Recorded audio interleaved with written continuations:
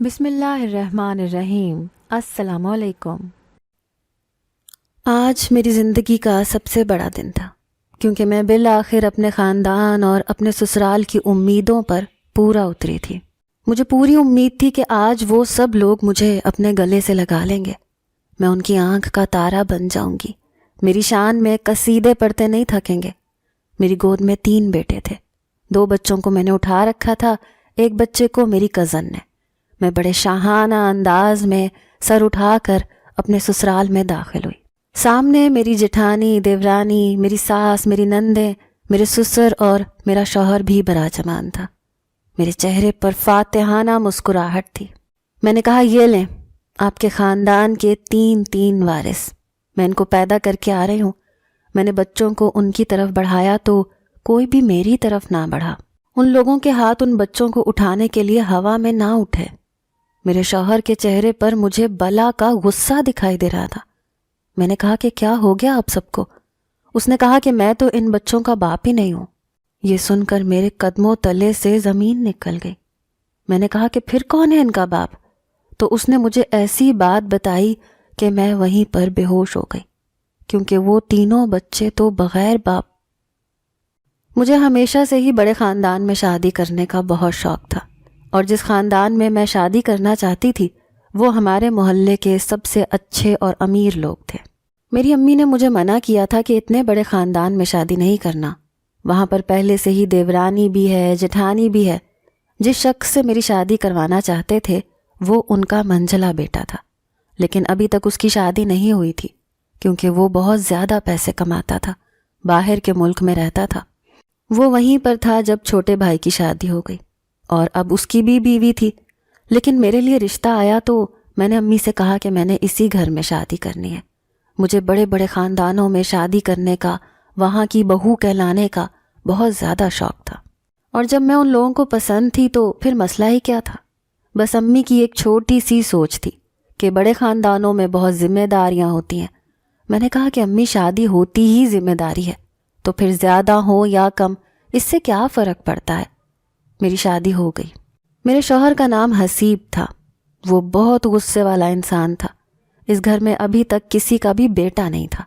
میری جٹھانی نے ایک بیٹی پیدا کی، لیکن اس سے پہلے اس کے 3 مس کیریج ہوئے، اور 3 دفعہ ہی 5 مہینے کے بچے اس دنیا سے چلے گئے۔ یعنی کہ اسے یہ پتا تھا کہ وہ 3 ہی بیٹے تھے۔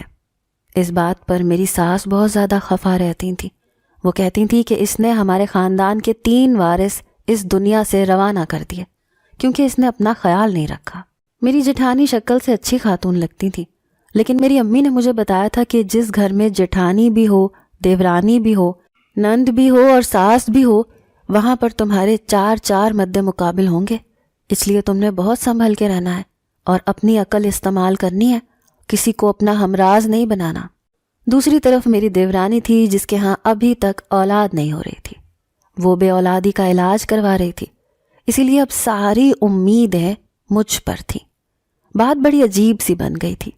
میں اس خاندان میں آنا تو چاہتی تھی، لیکن یہ نہیں چاہتی تھی کہ سب کی امیدیں مجھ پر ہوں۔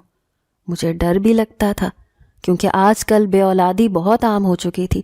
اگر 10 لوگوں کی شادی ہوتی تھی تو 7 لوگوں کے بچے نہیں ہوتے تھے۔ میری اپنی ایسی بہت سی سہیلیاں تھیں جن کی مجھ سے پہلے شادی ہو چکی تھی، لیکن ابھی تک بچے نہیں تھے۔ وہ بے اولادی کا علاج کروا رہی تھی۔ میرا شوہر بھی بہت غصے والا لگتا تھا۔ باہر کے ملک میں رہ کے تو آیا تھا، لیکن اس کا دماغ بالکل ہی بند تھا۔ اسے بس اپنی روایتوں اور اپنی امی کا حکم ہی سب سے اوپر لگتا تھا۔ امی نے ٹھیک کہا تھا، بڑے خاندان میں آ تو گئی تھی، لیکن اب میرے کندھوں پر بڑی بڑی ذمہ داریاں بھی تھیں اور بڑی بڑی ٹینشنیں بھی تھیں۔ میں اپنی ساس کی توجہ کے لیے کچھ بھی کر سکتی تھی۔ میں چاہتی تھی کہ بس وہ مجھ پر توجہ دیں۔ ابھی تو ان کی توجہ مجھ پر تھی، لیکن جب شادی کے 3-4 مہینے گزر گئے اور میں نے اولاد کی خوشخبری نہ سنائی تو وہ بھی مجھے باتیں کرنے لگی، تانے دینے لگی۔ میرے اندر ایک کیڑا تھا۔ میں چاہتی تھی کہ میں اپنی دیورانیوں اور جٹھانیوں سے اوپر رہوں، وہ لوگ ان دونوں کی طرف دیکھیں بھی اور بس مجھ سے محبت کریں۔ میں ان دونوں سے نفرت نہیں کرتی تھی، ان کے خلاف کوئی چال نہیں چلنا چاہتی تھی، لیکن یہ ضرور چاہتی تھی کہ بس میں ہی گھر میں سب کی آنکھ کا تارا بنی رہوں، جیسا کہ میں اپنے خاندان میں نہیں بن سکی۔ کیونکہ بہوؤں والا گھر تھا، مجھے کبھی کسی نے اتنی اہمیت اور محبت نہیں دی۔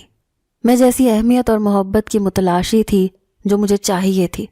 سوچا تھا کہ بڑے خاندان میں جاؤں گی، سب کی خدمت کروں گی تو پھر وہ سب لوگ مجھے بہت زیادہ محبت کریں گے، لیکن جس چیز کی ان کو مجھ سے امید تھی وہ ابھی تک پوری نہیں ہو پائی تھی۔ ایک دن میں اپنی کزن کے ساتھ ڈاکٹر کے پاس چلی گئی۔ یہ میری سب سے قابل بھروسہ کزن تھی۔ میں تو اسے اپنی بہنوں سے بھی بڑھ کے سمجھتی تھی، کیونکہ میری بہنیں تو ہمیشہ مجھ سے لڑائی جھگڑا کرتی رہتی تھیں، لیکن یہ میری بہت اچھی دوست بھی تھی، میرے دل کی بات بھی سمجھتی تھی۔ ہم ڈاکٹر کے پاس چلے گئے۔ ڈاکٹر سے میں نے کہا کہ میرا چیک اپ کر دیں۔ پہلے ڈاکٹر نے کہا کہ ابھی تو اتنا وقت نہیں ہوا، 1 سال تک انتظار کرتے ہیں، پھر پتہ چلتا ہے کہ معاملہ بے اولادی کا ہے یا کچھ اور ہے۔ میں نے کہا کہ پھر بھی اگر میں ماں بن سکتی ہوں تو آپ کو پتہ تو چل جائے گا نا، تو آپ میرا چیک اپ کریں۔ انہوں نے میرا چیک اپ کیا تو مجھے کہنے لگیں کہ اچھا ہوا تم آ گئی، کیونکہ تمہارے ساتھ ایک مسئلہ ہے جس کا علاج جلد از جلد شروع کرنا ہوگا، اس کے بعد سب کچھ ٹھیک ہو جائے گا۔ میں نے کہا کہ کیسا مسئلہ؟ انہوں نے کہا کہ تمہارے معاملے میں ایسا مسئلہ ہے کہ اگر تم نے علاج نہیں کیا تو تم کبھی ماں نہیں بن پاؤ گی۔ میں یہ بات سن کر بری طرح سے حیران رہ گئی۔ میرے تو فوراً آنسو روا ہو گئے۔ ڈاکٹر نے کہا کہ دیکھو، پریشان ہونے کی ضرورت نہیں ہے، تم کم عمر ہو، میں سمجھ سکتی ہوں، آئی بھی اکیلی ہو، ساتھ امی آئی ہیں، نہ ساس آئی ہے، نہ شوہر آیا ہے، بہن کے ساتھ آئی ہو، لیکن فکر نہیں کرو، سب ٹھیک ہو جائے گا، علاج کرو گی تو ماں بن سکتی ہو۔ میں نے کہا کہ اگر میں ماں نہیں بن سکی تو میرا رشتہ بھی خراب ہو جائے گا۔ ڈاکٹر نے کہا کہ ایسا نہیں ہوتا، لوگ باتیں تو کرتے ہیں لیکن اتنی جلدی کوئی کسی کو نہیں چھوڑتا، تم پریشان نہیں ہو، علاج شروع کرواؤ۔ میں نے کہا کہ ٹھیک ہے۔ بڑی ہمت بندھائی انہوں نے میری۔ ڈاکٹرنی بہت اچھی تھی۔ میں نے سوچ لیا کہ میں اسی ڈاکٹر کے پاس جاؤں گی۔ دوائیاں وغیرہ لے کر آ گئی۔ اب دوائیاں بھی چھپا کے رکھنی تھیں اور چوری چوری کھانی تھی، لیکن ایسے گھر میں راز چھپانا بڑا مشکل تھا۔ جہاں پر کوئی پرندہ بھی پر مارتا تھا تو میری ساس کو پتہ چل جاتا تھا۔ ایک دن میں اپنے شوہر کے پاس بیٹھی تھی تو میں نے ان سے کہا کہ ابھی تک ہماری اولاد نہیں ہو رہی۔ اس نے کہا کہ ہاں، اب ٹائم بڑھتا جا رہا ہے، لیکن مجھے امید ہے کہ ہو جائے گی، کیونکہ ابھی تو ہماری شادی ہوئی ہے۔ وہ اپنے کام میں مصروف بیٹھا تھا، لیپ ٹاپ کی طرف نظر تھی، لیکن میری باتیں بھی سن رہا تھا۔ میں نے کہا کہ حسیب، اللہ نہ کرے میرے منہ میں خاک، لیکن اگر ایسا ہو کہ میں کبھی ماں نہ بن سکوں تو اس کے اچانک سے ہاتھ رک گئے۔ اس نے ایک نظر میری طرف دیکھا، میں نے نظریں جھکا لیں۔ اس کے بعد وہ اپنے کام میں پھر سے مصروف ہو گیا۔ کہنے لگا پھر مجھے دوسری شادی کرنے پڑے گی۔ میں نے کہا کیا مطلب؟ میں یہ سن کر حیران رہ گئی۔ میں نے کہا آپ نے اتنی آسانی سے یہ بات کہہ دی کہ آپ دوسری شادی کر لیں گے؟ اس نے کہا کہ ظاہر ہے، پھر اور کیا کروں؟ تم بتاؤ مجھے تو اولاد کی بہت خواہش ہے، اور اگر تم کبھی ماں نہ بن سکی تو مجھے دوسری شادی تو کرنی پڑے گی، لیکن فکر نہیں کرو، میں تمہیں نہیں چھوڑوں گا۔ میں نے کہا کہ اچھا، کس سے کریں گے دوسری شادی؟ یہ بات سن کر میرا دل کس قدر ٹوٹ رہا تھا یہ میں ہی جانتی تھی، لیکن پھر بھی خود کو سنبھال کے اپنے شوہر سے یہ بات پوچھ رہی تھی۔ اس نے کہا کہ میرے بابا کی طرف سے ایک کزن ہے جس کا نام نمرا ہے، بابا اس کے ساتھ میری شادی کروانا چاہتے تھے، لیکن امی نے تمہیں پسند کیا کیونکہ ان کو خوبصورت اور دبلی پتلی بہو چاہیے تھی۔ تمہیں پتہ ہے نا کہ بھابھی اور نائلہ دونوں کا ہی وزن تم سے زیادہ ہے۔ امی سمجھتی ہیں کہ جو عورتیں موٹی ہوتی ہیں ان کے ہاں اولاد پیدا نہیں ہوتی، اسی لیے تمہیں پسند کر کے لائیں تھیں۔ نمرا کا وزن بھی کچھ کم نہیں تھا، لیکن وہ دیکھنے میں بہت خوبصورت ہے۔ اگر مجھے دوسری شادی کرنی ہوئی تو میں اس سے کروں گا، تاکہ بابا بھی خوش ہو جائیں، کیونکہ امی تینوں بہویں اپنی پسند سے ہی لائی ہیں، تو بابا کی بھی تو کوئی بات سننی چاہیے نا۔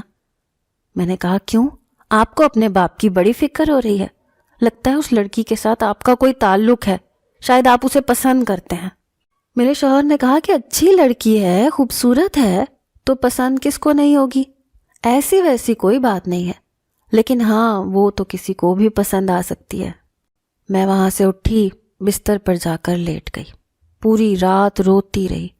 رات میں صرف ایک دفعہ میرے شوہر نے میرے کندھے پر ہاتھ رکھا، کہا کہ رو کیوں رہی ہو؟ میں نے کہا برا خواب دیکھا ہے، مجھے بہت ڈر لگ رہا ہے، میں اس برے خواب کو حقیقت میں نہیں بدلنا چاہتی تھی۔ میرا شوہر تو سیدھا کہہ رہا تھا کہ اگر اولاد نہیں ہوئی تو دوسری شادی کر لے گا۔ تو ہاں نا، ظاہر ہے وہ مجھے کون سا محبت کر کے لایا تھا، میرے لیے کون سا اس نے زمانے سے جنگ لڑی تھی۔ میں تو اس کی ماں کی پسند سے آئی تھی، اور جس طرح سے وہ اس لڑکی کا ذکر میرے سامنے کر رہا تھا، مجھے یقین ہو گیا تھا کہ وہ اس لڑکی کو پسند کرتا تھا، اور وہ ابھی تک غیر شادی شدہ تھی۔ میرے سر پر تو مصیبت ناچنے لگی۔ میں کیسے بتاؤں میری حالت اس وقت کیسی تھی۔ ہم اپنا گھر چھوڑ کر، اپنے ماں باپ کو چھوڑ کر، سب کچھ چھوڑ کر ایک شخص کے تابع ہو جاتے ہیں، اور وہ کتنی آسانی سے یہ کہہ دیتا ہے کہ اگر تم نے اولاد پیدا نہیں کی تو میں دوسری شادی کر لوں گا۔ خود سوچے کہ انسان کے دل پر کیا گزرتی ہے، اسے کتنا برا محسوس ہوتا ہے۔ میں علاج کروا رہی تھی، میری دیورانی نے دیکھ لیا کہ میں کوئی چیز چھپا رہی ہوں۔ اس نے کہا کہ کیا ہے؟ میں نے کہا کچھ نہیں، بس وہ حسیب میرے لیے کچھ لے کر آئے تھے۔ اس نے کہا کہ دکھاؤ تمہارا شوہر تمہارے لیے کیا لے کر آیا ہے، ہمارے والے تو ہمارے لیے کچھ بھی نہیں لے کر آتے۔ میں نے کہا کہ دکھانے والی چیز نہیں ہے۔ اس نے کہا کہ کیوں، ایسی بھی کیا چیز ہے، کوئی سونا وغیرہ ہے کیا؟ میں نے کہا نہیں، کوئی سونے کی چیز نہیں ہے، بس ہماری پرسنل چیز ہے، اس لیے آپ کو نہیں دکھا سکتی۔ اس نے کہا کہ تم تو بڑی چالاک نکلی۔ میں نے کہا کہ ہاں، یہ سب کچھ کرنا پڑتا ہے، نہیں تو شوہر دوسری عورتوں کے پیچھے جانے میں دیر نہیں کرتا۔ اس نے کہا کہ ہاں، تمہارا والا تو بالکل بھی دیر نہیں کرے گا، کیونکہ وہ تو کسی اور کو ہی پسند کرتا تھا اور تمہارے ساتھ اس کی شادی ہو گئی۔ میں نے کہا کہ کس کو؟ اس نے کہا کہ نمرا کو، اپنے چاچو کی بیٹی کو، اور کس کو؟ میرے تو قدموں تلے سے زمین نکل گئی۔ تبھی تو وہ میرے سامنے اتنا بڑھ چڑھ کے اس کا نام لے رہا تھا۔ اس کا مطلب کہ مجھے آرام سے نہیں بیٹھنا چاہیے تھا۔ میں پھر سے ڈاکٹر کے پاس گئی۔ میں نے کہا کہ جلدی جلدی میرا علاج کریں۔ ڈاکٹر نے کہا کہ مجھے تمہیں چیک تو کرنے دو، ابھی تو صرف 1 مہینہ ہوا ہے، دیکھتے ہیں کوئی فائدہ ہوا ہے یا نہیں۔ ڈاکٹر نے کہا کہ کوئی اچھی خبر نہیں ہے، لیکن کوئی بری خبر بھی نہیں ہے۔ دوائیاں تم پر اثر نہیں کر رہی، دوائیاں بدلنی پڑیں گی۔ میں نے کہا کہ ڈاکٹر، آپ مجھے ایک ہی دفعہ صحیح دوائی دینا، میرے پاس اتنا وقت نہیں ہے، آپ تو مجھ پر تجربات کر رہی ہیں۔ ڈاکٹر نے کہا کہ دیکھو، تم جذباتی ہو رہی ہو، اسی لیے میں تمہاری باتوں کو نظر انداز کر رہی ہوں، لیکن اتنی جلدی کبھی بھی بے اولادی کا علاج نہیں ہوتا۔ لوگ تو 4 5 سال کم سے کم علاج کرواتے ہیں، اور زیادہ سے زیادہ تو 20 30 سال، لیکن اس کے بعد ان کو اولاد مل جاتی ہے۔ میں نے کہا کہ تب تک تو میری زندگی برباد ہو جائے گی، سب کچھ ختم ہو جائے گا۔ میں آپ کو کیسے بتاؤں میرے لیے اولاد حاصل کرنا کتنا ضروری ہے۔ میری ساس روز مجھے کہتی تھی کہ بس تمہارے ہاں اولاد ہو جاتی تو کرم ہو جاتا۔ ہماری تو قسمت ہی خراب ہے، جس کو بھی لے کر آتے ہیں اس کے نصیب میں اولاد نہیں ہے۔ اولاد تو چاہیے ہی چاہیے، کیا کریں؟ میں نے کہا کہ میری ساس میرے شوہر کی دوسری شادی کروا دیں گی، اور وہ بھی ہنسی خوشی دوسری شادی کر لے گا۔ آپ کو میری مدد کرنی ہوگی، آپ کو جتنے پیسے چاہیے میں دوں گی۔ مجھے ڈاکٹر نے کہا کہ تم تو بہت زیادہ ہی بے چین ہو، لیکن جب میں نے ان کو ساری صورتحال بتائی تو وہ بھی تھوڑی سی کنسرنڈ ہو گئی۔ انہوں نے کہا کہ ہاں، تمہارا معاملہ تو ایسا ہی ہے، اچھا تمہارے بارے میں کچھ سوچتے ہیں۔ انہوں نے مجھے ایک جگہ کا پتہ بتایا کہ یہاں چلی جاؤ، تمہارا معاملہ حل ہو جائے گا۔ میں نے اس ڈاکٹر سے رابطہ کیا، اسے بھی سب کچھ بتایا، پر ایک بات بہت عجیب تھی کہ اس نے مجھ سے بہت زیادہ پیسے مانگ لیے تھے۔ میں نے اس بارے میں کسی کو بھی نہیں بتایا تھا، نہ اپنی امی کو، نہ اپنی کسی بہن کو، بس میرے ساتھ یہ میری کزن ہی تھی، اور وہ بھی عمر میں مجھ سے چھوٹی تھی، اسے ان چیزوں کے بارے میں نہیں پتا تھا۔ گھر سے نکلتے ہوئے بھی 1000 بہانے کرنے پڑتے تھے، وہ بھی دونوں گھروں میں، سسرال میں الگ اور میکے میں الگ۔ ایسے میں یہ اتنی بڑی بات میں کسی کو بتاتی کیسے؟ اس نے مجھ سے لاکھوں میں روپے مانگ لیے تھے۔ میں حیران ہوئی۔ اس نے کہا کہ دیکھو، یہ ایسا علاج ہے کہ جیسے ہی علاج شروع ہوگا، 1 مہینے کا علاج ہوگا، اس کے بعد تم پریگننٹ ہو جاؤ گی، اور پورے 9 مہینے کے بعد تمہارے ہاں بچے پیدا ہوں گے، وہ بھی ایک نہیں، 2 بچے پیدا ہو سکتے ہیں، اور بیٹے ہی ہوں گے۔ وہ بات تو ایسے کر رہی تھی جیسے کسی پیر کے آستانے پر جائیں تو وہ ہواؤں میں باتیں کرتا ہے کہ ایسا ہو جائے گا، ویسا ہو جائے گا، لیکن یہ بہت بڑی ڈاکٹر تھی، بہت بڑے ہسپتال میں بیٹھی تھی، شکل سے بھی بہت تعلیم یافتہ لگ رہی تھی۔ ڈاکٹر تھی تو ظاہر ہے تعلیم یافتہ تو تھی۔ اس نے مجھے ایسے ایسے خواب دکھائے کہ میں اس کی باتوں میں آ گئی، لیکن مجھے اتنے سارے پیسوں کا انتظام کرنا تھا اور یہ میرے لیے آسان نہیں تھا۔ اتنے پیسے مجھے کسی نے بھی نہیں دینے تھے۔ میری ایک نند بھی تھی جس کا ان دنوں جہیز بنایا جا رہا تھا۔ ان لوگوں نے جہیز کے علاوہ بھی کچھ پیسے دینے تھے۔ وہ پیسے میرے شوہر کے پاس ہی رکھوائے گئے تھے۔ اس نے کچھ پیسے بیچ میں خود بھی ڈالے تھے اور باقی اس کی امی نے جمع کیے تھے۔ انہوں نے کہا تھا کہ اسے اپنی الماری میں رکھو، عین وقت پر تم سے لے لیں گے۔ اب میری نظر ان پیسوں پر تھی۔ میں نے وہ پیسے وہاں سے نکال لیے۔ مجھے پتا تھا کہ پیسے ہمارے پاس رکھوائے گئے ہیں تو الزام ہمارے اوپر ہی آئے گا، لیکن میں نے کہہ دیا کہ میں تو گھر کی ہوں، مجھے پیسے چوری کرنے کی کیا ضرورت ہے۔ میں نے پیسے جا کر ڈاکٹر کو دے دیے اور اس نے میرا علاج کر دیا۔ اس نے ایک چھوٹا سا پروسیجر کیا اور کہا کہ بس اسی مہینے تمہیں خوشخبری ملنے والی ہے۔ جس دن میں نے امی کو یہ بتایا کہ میں ماں بننے والی ہوں، وہ دن میری زندگی کا سب سے بڑا خوشی کا دن تھا۔ واقعی ڈاکٹر کا علاج تو رنگ لے آیا تھا۔ میں تو حیران تھی کہ میں نے 7-8 مہینے علاج کروایا، کوئی اثر نہیں ہوا، اور اب 1 مہینے کے علاج سے میں ڈائریکٹ ماں بن گئی۔ جب میں نے یہ بات گھر میں بتائی تو سب لوگ بہت خوش ہوئے، اور پھر اگلے دن پتہ چلا کہ گھر سے پیسے غائب ہیں۔ میں بھی حیران نظر آنے لگی۔ میں نے کہا کہ پیسے کہاں چلے گئے؟ ہماری الماری میں رکھے تھے، یہ کیا ہو گیا؟ لیکن اگر پیسے ہماری الماری میں رکھے تھے اس کا مطلب یہ تو نہیں کہ صرف ہم ہی اس الماری تک جا سکتے تھے، باقی لوگ بھی تو اس گھر میں رہتے تھے۔ اور پھر میں نے ابھی اتنی بڑی خوشخبری سنائی تھی، اسی لیے مجھ پر کوئی بات نہیں کر رہا تھا۔ سب لوگ خوش تھے۔ میری ساس نے کہا کہ اس کو تو کوئی ٹینشن بھی نہ دو، بس ٹھیک ہے، پتہ چل جائے گا کہ کس نے پیسے چرائے ہیں۔ جس نے پیسے چرائے ہیں اللہ اس کو خوار کرے گا، اور اب ہمارے اوپر مصیبت پڑی ہے تو ہم نے اور پیسوں کا انتظام تو کرنا ہی ہے، ہم کر لیں گے۔ اب میری ساس میرا بہت زیادہ خیال رکھتی تھی، میرے بہت ناز نخرے اٹھاتی تھی۔ جب چوتھے مہینے پتہ چلا کہ میں ایک ساتھ 3 بچوں کی ماں بننے والی ہوں تو میری ساس خوشی سے نہال ہو گئی۔ انہوں نے میری نظریں اتاری، میری جٹھانی بھی مجھ سے جلنے لگی، دیورانی بھی۔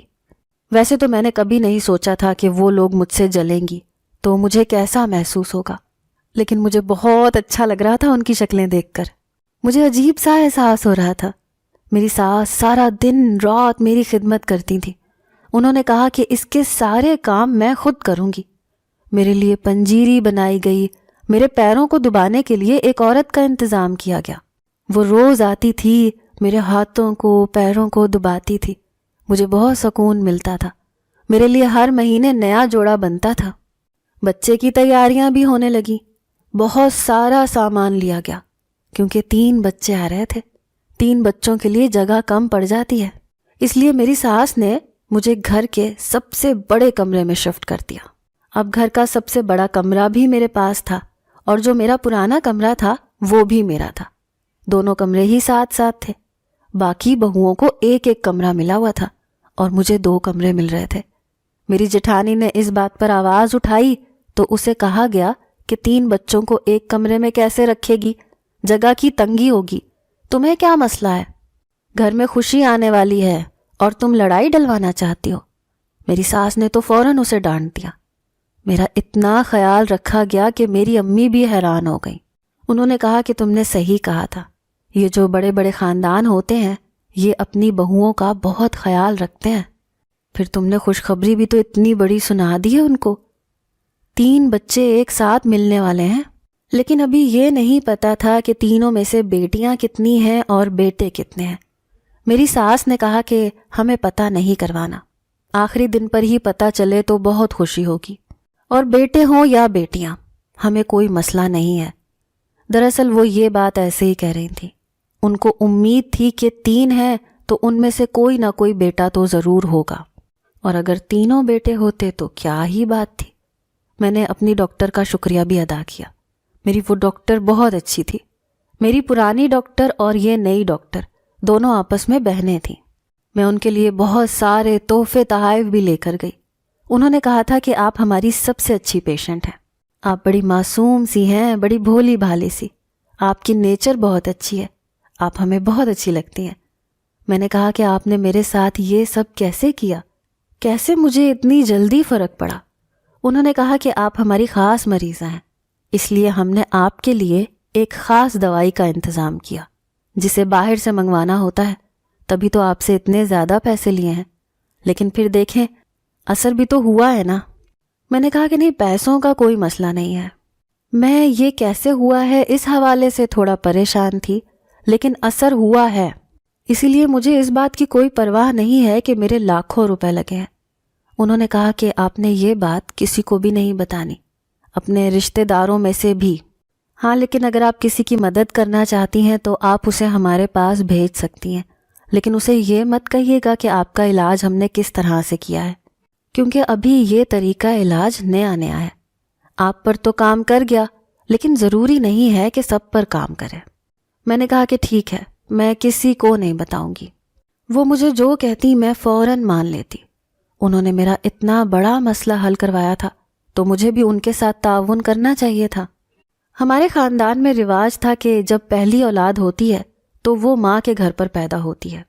میری ساس نے کہا کہ نہیں، آپ اس رواج کو سائیڈ پہ رکھیں، ہماری بہو ہے، ہمارے گھر پر ہی اولاد ہوگی۔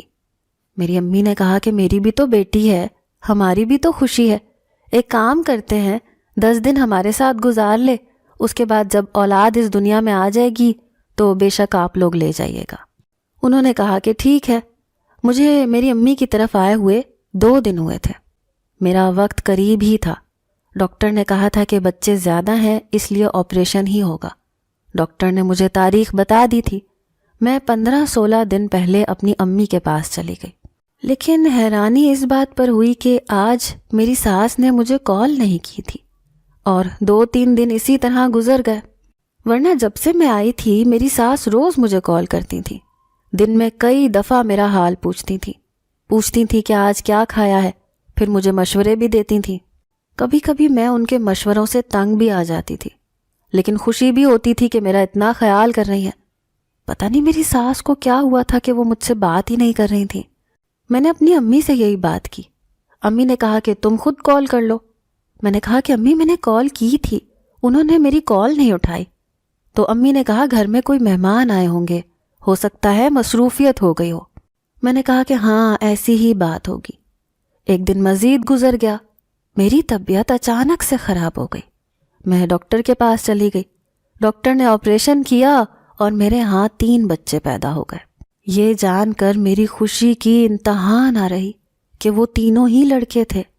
امی نے فوراً میری ساس کو کال کی، لیکن انہوں نے کہا کہ ہم ابھی ہسپتال نہیں آ سکتے، ہم گھر آئیں گے۔ میری امی نے جب مجھے یہ بات بتائی تو میں حیران ہوئی۔ میں نے کہا کہ ان کو تو بھاگتے ہوئے آنا چاہیے تھا۔ چلیں کوئی بات نہیں۔ پھر جب میں گھر چلی گئی تب بھی وہ لوگ نہیں آئے۔ میں سمجھ گئی کہ کسی نے ان کے کان بھر دیے ہیں، لیکن میری گود میں 3 وارث تھے، مجھے کسی سے ڈرنے کی کیا ضرورت تھی۔ میں نے اپنی کزن سے کہا کہ ہم خود جائیں گے۔ میری عمر کم تھی اور میرے آپریشن کو 5 دن ہو گئے تھے، میں چلنے پھرنے کے قابل تو تھی۔ میں نے اپنی کزن سے کہا کہ ہم جائیں گے۔ ہم نے ٹیکسی کا انتظام کیا، 2 بچوں کو میں نے اپنی گود میں لیا اور میرے ایک بیٹے کو اس نے پکڑا، اور میں اپنے سسرال میں پہنچ گئی۔ مجھے پتا تھا کہ میری انٹری شاندار ہوگی، مجھے دیکھ کر سب لوگ حیران رہ جائیں گے۔ تو میں ایسے ہی اندر گئی۔ سب لوگ ایک جگہ پر بیٹھے تھے، کیونکہ شام کا ٹائم تھا، شاید چائے پی رہے تھے۔ جب میں اندر داخل ہوئی تو میرے چہرے پر فاتحانہ مسکراہٹ تھی، اور میری گود میں اس خاندان کے 3 وارث تھے۔ میرا شوہر بھی وہیں پر موجود تھا۔ میں نے امی کو کہا کہ یہ دیکھیں امی، میں نے اس خاندان کے 3 وارث پیدا کر دیے، ماشاءاللہ 3 بیٹے ہیں۔ میں نے بچہ ان کی گود میں پکڑانے کی کوشش کی تو انہوں نے ہاتھ پیچھے کر لیے۔ میں حیران رہ گئی۔ انہوں نے کہا یہ میرے بیٹے کی اولاد نہیں ہے۔ میں نے کہا یہ کیا مطلب ہو گیا؟ کیا ہو گیا آپ کو؟ یہ آپ کیسا الزام لگا رہی ہیں مجھ پر؟ انہوں نے کہا کہ ہاں، ہمیں سب کچھ پتہ چل گیا ہے۔ جس ڈاکٹر سے تم یہ سب کچھ کروا رہی تھی اسی سے میری ایک دوست کی بیٹی نے بھی علاج کروایا ہے۔ تمہیں کیا لگتا ہے کہ یہ بچے میرے بیٹے کے ہیں؟ جی نہیں، انہوں نے تمہارا IVF کیا ہے، یعنی کہ تمہارے اندر پرایا حمل ڈالا ہے اور تم سے اتنے پیسے لیے ہیں، اور تم اتنی بیوقوف ہو کہ تمہیں پتہ ہی نہیں چلا۔ وہ لوگ تو اپنی ساکھ بچانے کے لیے یہ سب کچھ کرتے ہیں۔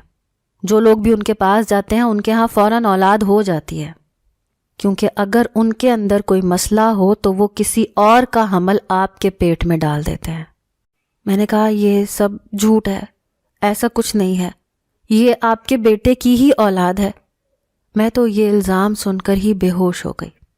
جب مجھے ہوش آیا تو پھر فیصلہ ہوا کہ DNA ٹیسٹ کروایا جائے، اور جب DNA ٹیسٹ کروایا تو یہ خبر سن کر سب لوگ حیران رہ گئے۔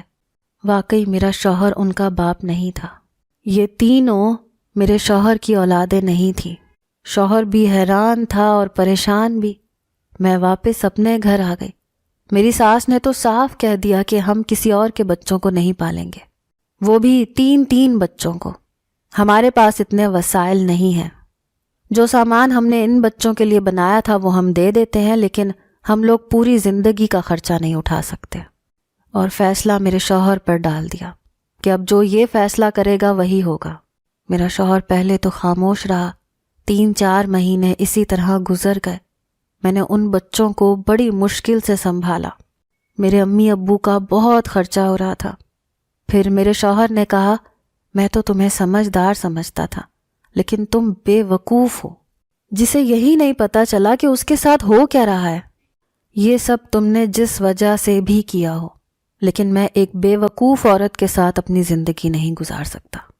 آج تم نے یہ کیا ہے، کل کو تم اپنی عزت بھی داؤ پر لگا دو گی۔ اس نے میرے نام طلاق بھیج دی، اور اب میں اپنے گھر میں ہوں۔ اب آپ لوگ بتائیں اس میں میرا کیا قصور تھا؟ میں صرف اس خاندان کا وارث پیدا کرنا چاہتی تھی۔ اس ڈاکٹر نے مجھے بے وقوف بنایا تھا، تبھی تو وہ مجھے کہتی تھی کہ تم بھولی بھالی ہو، معصوم ہو۔ مجھ سے لاکھوں روپے بھی لے لیے اور مجھے نقصان بھی پہنچا دیا۔ انہوں نے ان کے خلاف کیس کرنے کی بات کی ہے۔ بابا کہتے ہیں کہ کچھ نہیں ہوگا، کیونکہ انہوں نے مجھ سے کانسینٹ بھی سائن کروایا تھا۔ یہ سب کچھ میں نے اپنی مرضی سے کیا ہے۔ میری تو زندگی برباد ہو گئی۔ آپ لوگ مجھے بتائیں کہ اب میں کیا کروں؟ مجھے سزا کیوں ملی؟ اگر آپ کو آج کی ہماری کہانی پسند آئی ہے تو اسے لائک کیجیے اور اپنے پیاروں کے ساتھ شیئر کیجیے، اور ہاں، اگر ابھی تک آپ نے ہمارا چینل سبسکرائب نہیں کیا تو ضرور کیجیے۔ ملتے ہیں کل ایک نئی اور دلچسپ کہانی کے ساتھ، تب تک کے لیے اللہ حافظ۔